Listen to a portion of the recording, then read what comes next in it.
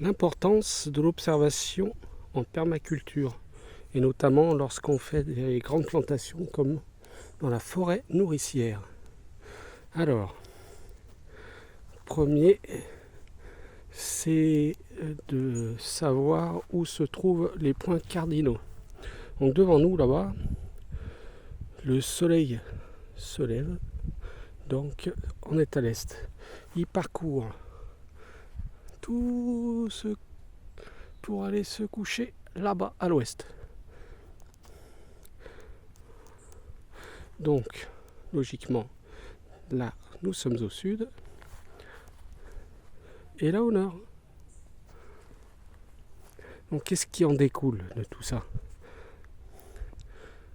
par rapport aux plantations déjà existantes? Là, on voit des grands arbres. L'après-midi, donc, le soleil le plus chaud, surtout en été, sera là au sud. Donc, ce qui sera derrière ces grands arbres, on voit là-bas, sera à l'ombre. Ensuite, qu'est-ce qu'on peut dire du nord? Du nord, on est protégé, nous, par les voisins, là, les haies, le vent du nord. Donc ici, sur cette zone, on l'a très peu. Voilà. Les vents d'est, pareil. C'est protégé par les grands arbres de canopée. Reste le vent du sud, mais il y a la forêt. Donc logiquement, au niveau des vents, on est plutôt à l'abri.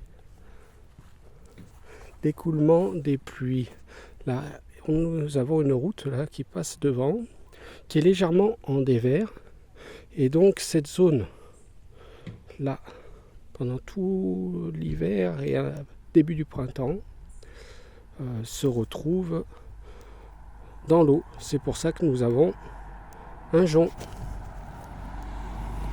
Et plusieurs même là-bas derrière.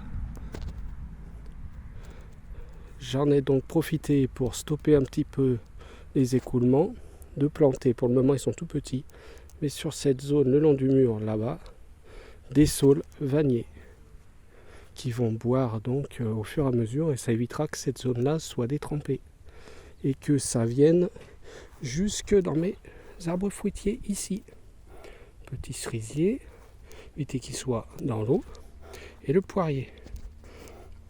En plus de ça, j'ai fait quand même à cet endroit-là, devant le poirier, un drain avec du gravier, ce qui permettra quand même d'absorber l'eau, faire une barrière pour pas que l'argile qui soit au pied du petit poirier soit trempée.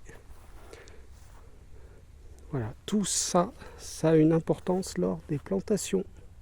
Il faut bien prendre soin d'observer la nature. Et voilà. Donc ici, on plante tranquillement. La haie sèche ici ne protégera rien puisque derrière, nous avons une haie mélangée. Par contre, elle sert pour la biodiversité.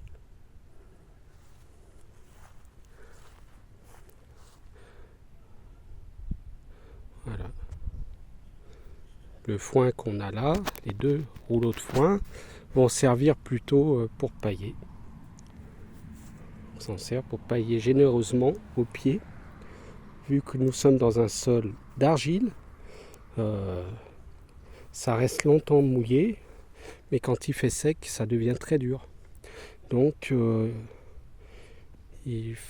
pour l'été, il vaut mieux pailler une bonne épaisseur. Et là, moi, j'ai eu ce foin gracieusement et j'en profite. J'ai encore de quoi faire. Voilà, donc ici aussi, j'ai testé la terre. C'est une terre plutôt acide et argileuse. Donc les plantations, il faut en prendre compte également pour savoir quel arbre et quelle variété nous pouvons installer. Voilà pour les observations.